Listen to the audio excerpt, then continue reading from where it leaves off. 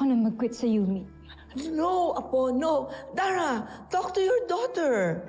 She wants to quit. Narinig ko, Mama. Kung gusto niya mag-quit, then go. No, Dara. When will you ever choose me, Mom? I always choose you. Lagi.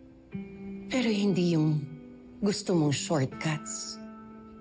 You always want everything fast. Easy. Instant. You want to make it big? You must earn it.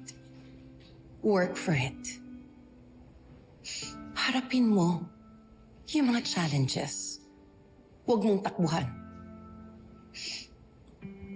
At higit sa lahat, tanggapin mo ang mga pagkakamali mo and learn from it.